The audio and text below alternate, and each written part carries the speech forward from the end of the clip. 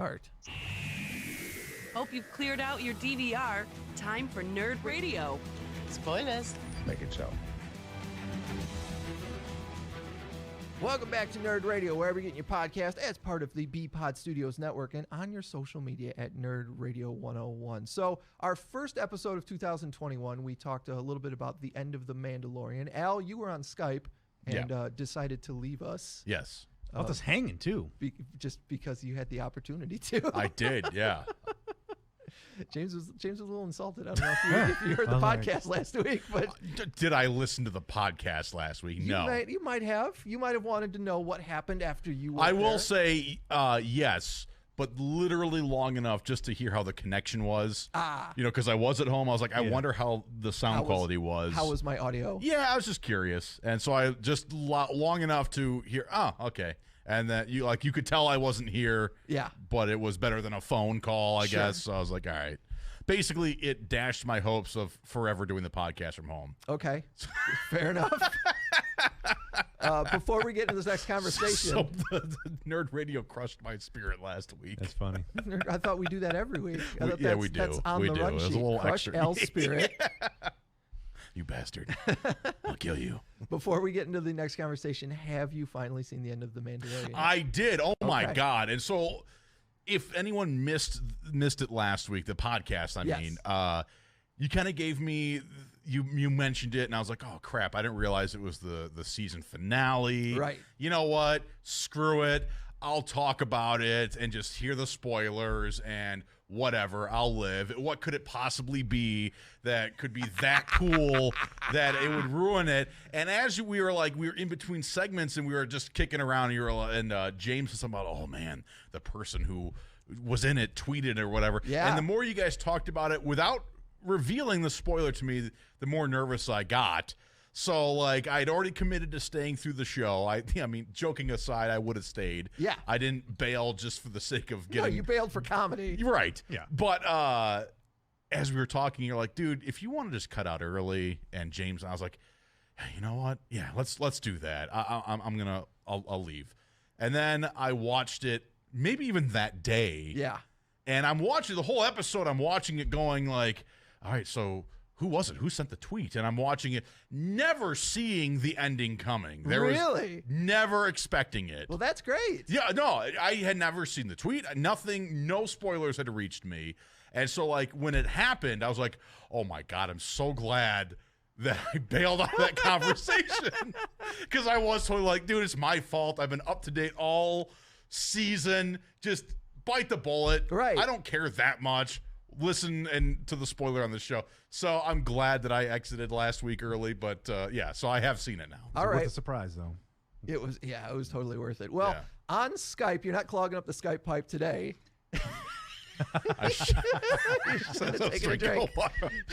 I shared that clip, by the way, today on our social excellent. media to promote us back in the studio together. Well, so the Skype pipe is free and clear. Did not realize we were going to have a guest, though, so the Skype pipe is not free and clear. It is all not clogged. We've got Mr. Mike Pandoff, who has moved all the way across the country, but is still in our hearts here.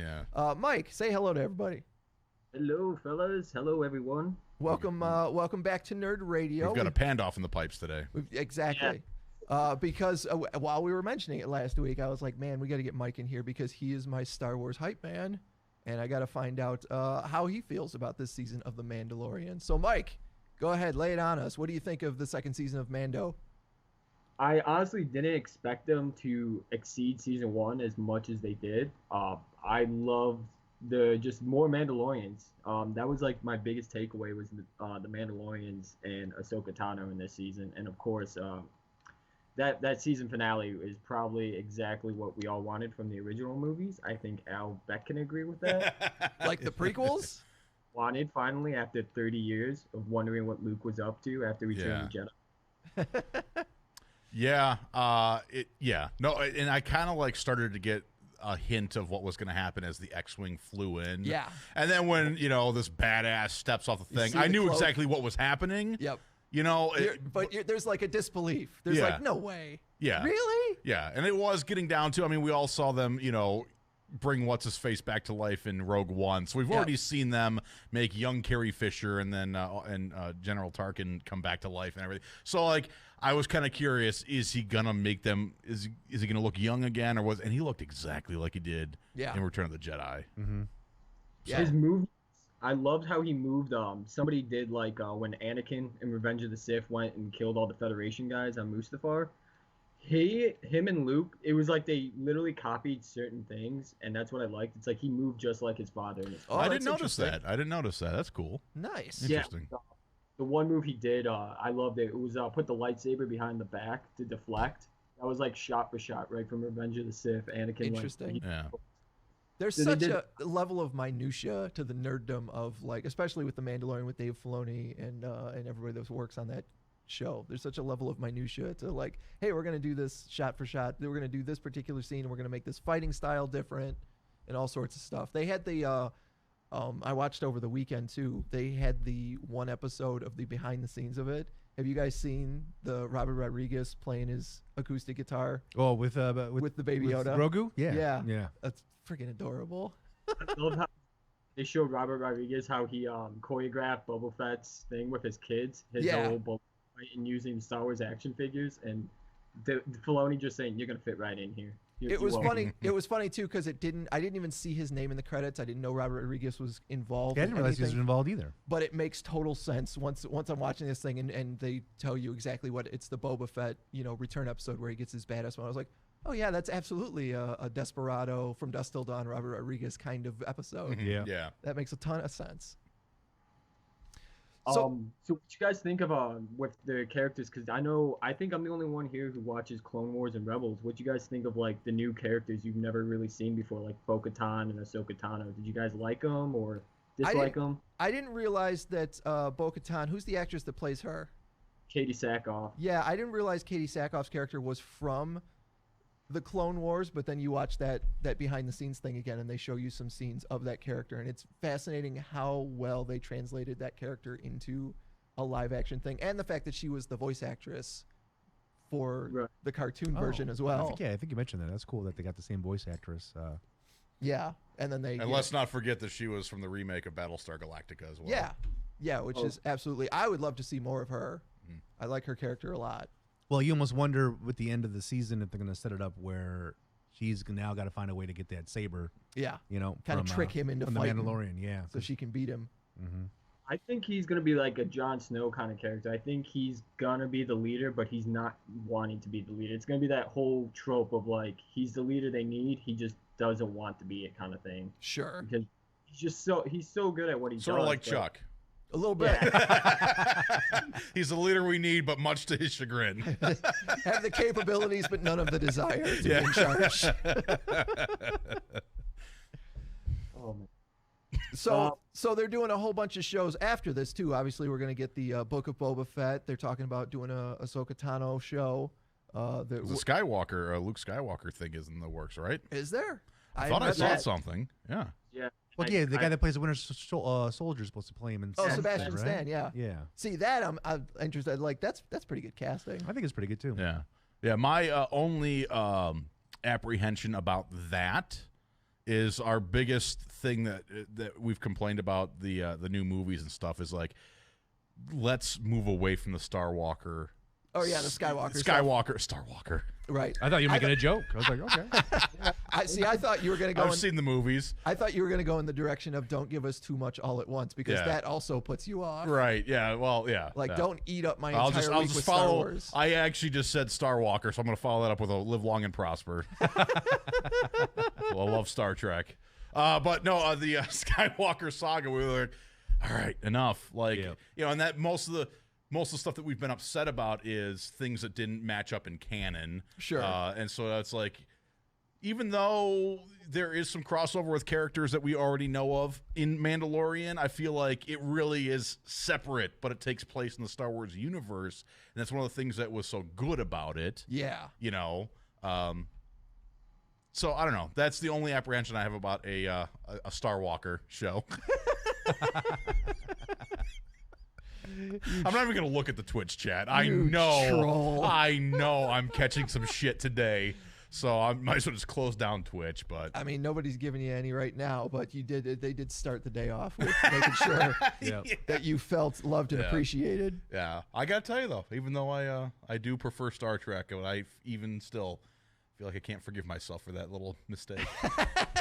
It's really eating me up inside. Let it go, Al. That's enormously Al Beck.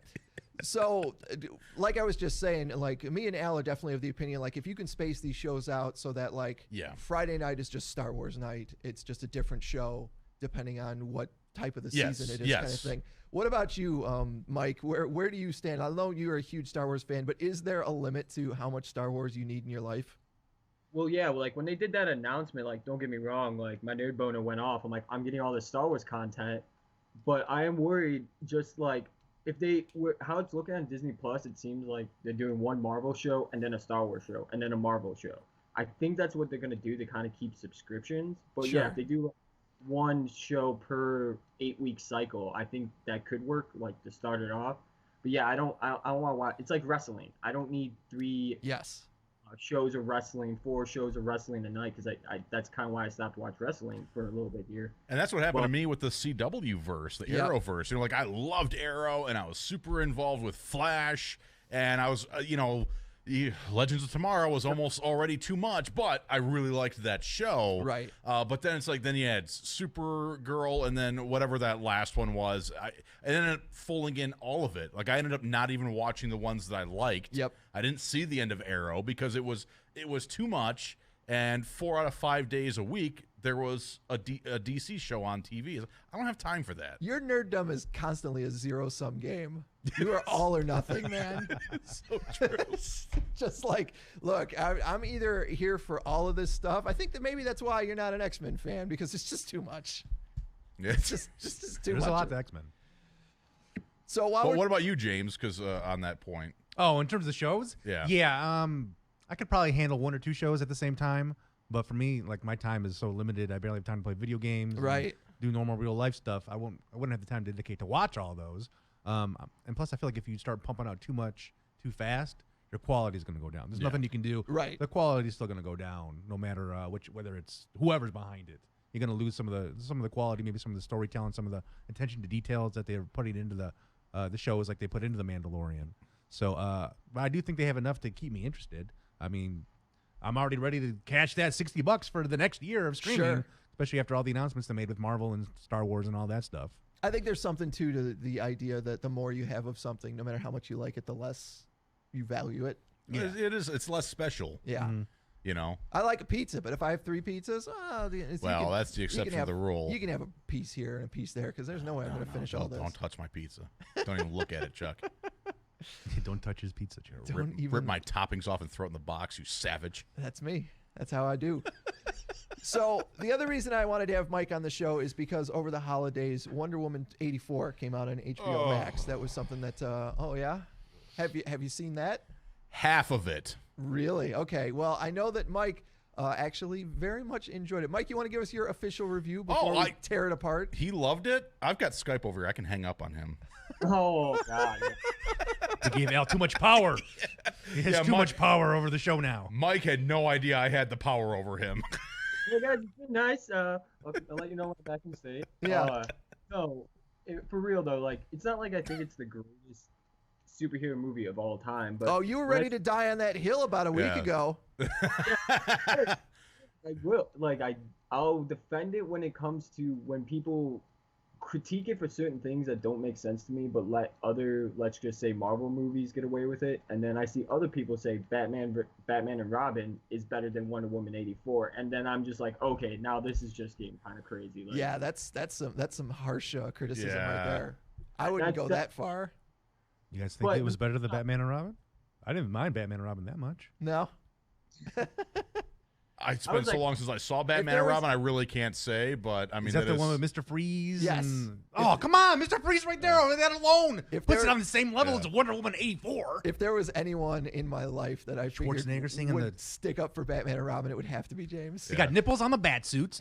There's nipples on the bat suits. Schwarzenegger singing the Cold Miser song. You get the butt on all the bat suits. There's always that shot of the butt. Absolutely. When they put the bat suits. Is that the one Alicia Silverstone's Batgirl? Yep. So she was looking sexy back then. So you got a babe. Yep. Chris O'Donnell was looking pretty cut too as Robin.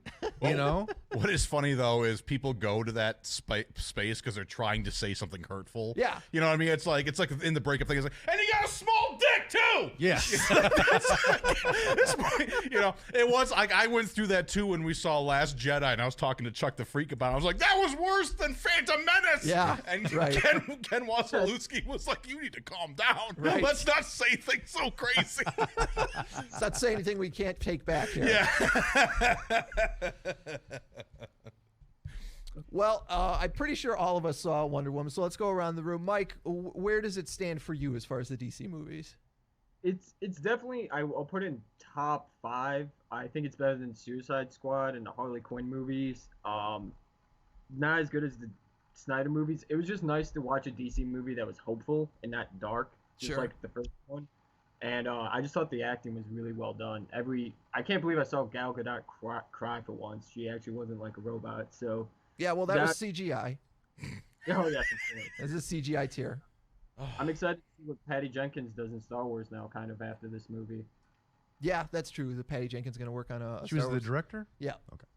What about you, James? Do you see I thought Wonder Woman 84 was just okay. Yeah. I don't think it deserves as much crap as it's getting, but some of the points that people are complaining about, I completely agree with. It was way too long. Sure. I thought it was way too long. I feel like the villain was weak.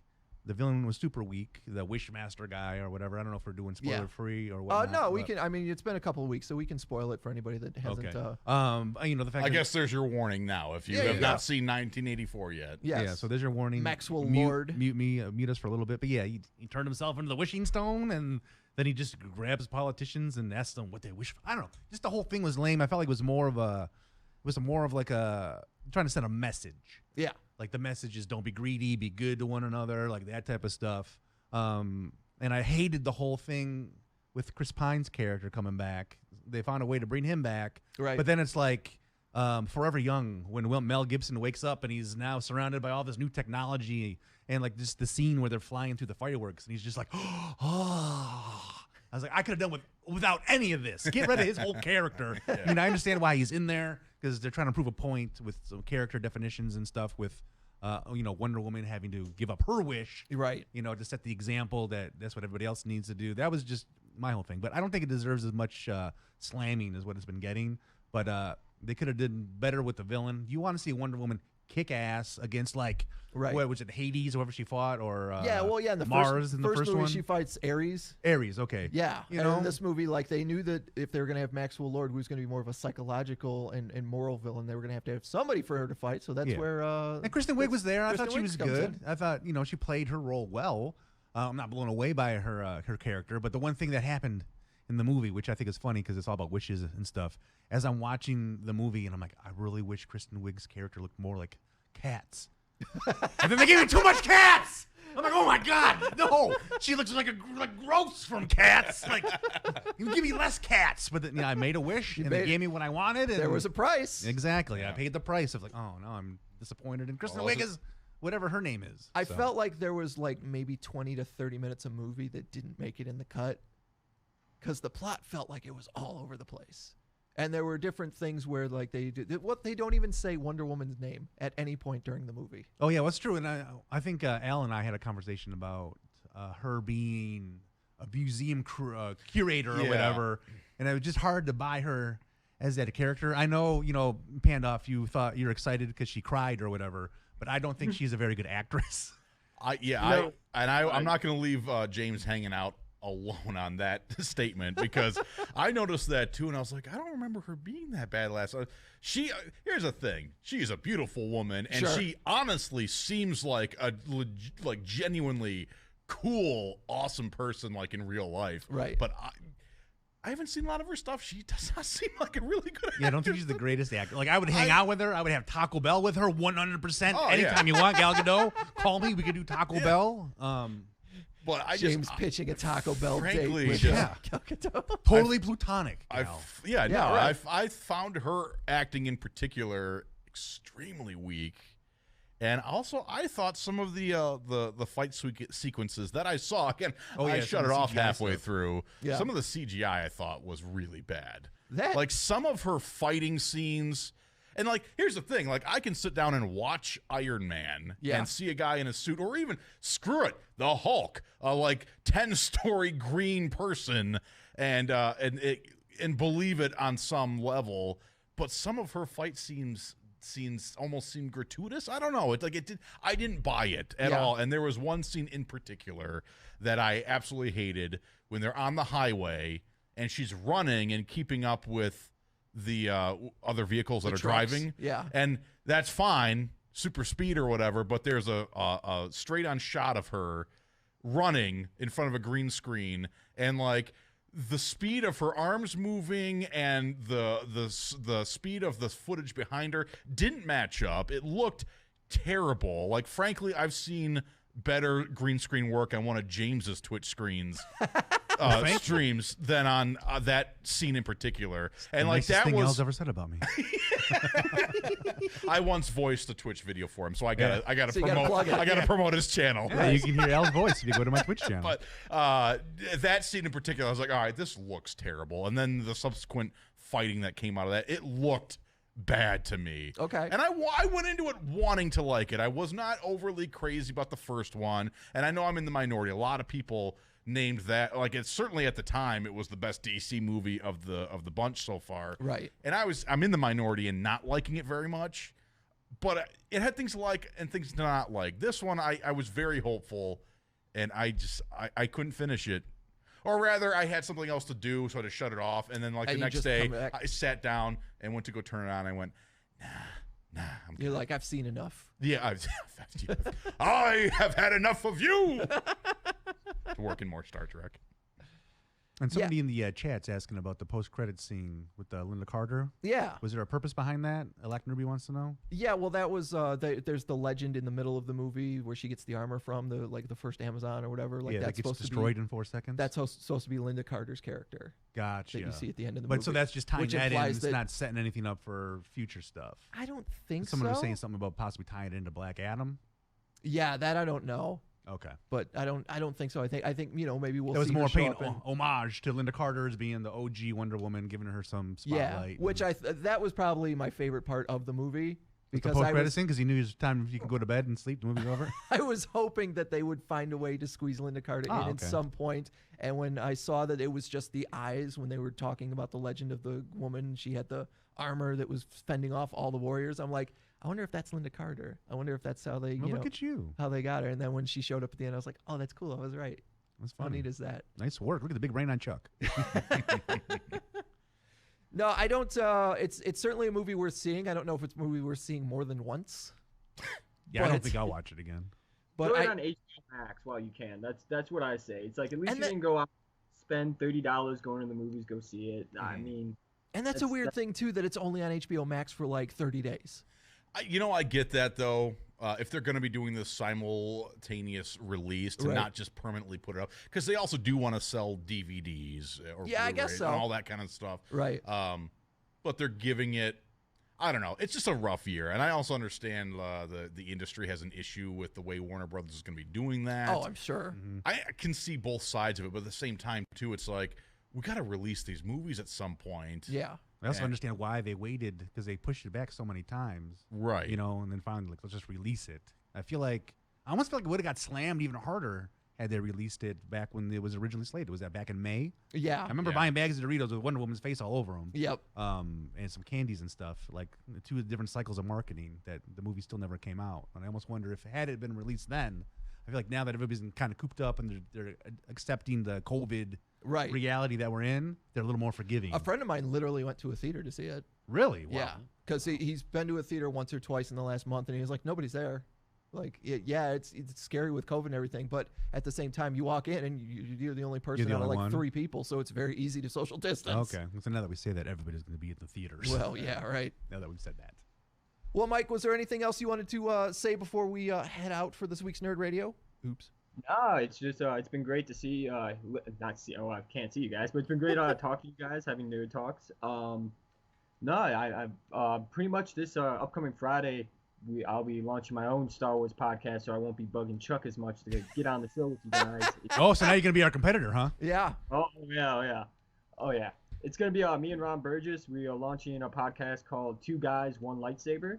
It's going to be on Spotify and Apple, so you guys can be able to download and listen to it, of course, after you listen to Nerd Radio. Of course, yeah. You got to listen to us first. We're going to stomp you into the ground. I'm going full Vince McMahon on your ass. Yeah. We're going to stomp you. Mike, say something nice about Mr. Spock, or I'll hang up on you.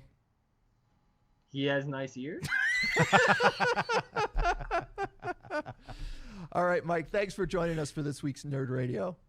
Thanks, guys. Take it easy. See you, Mike. Later.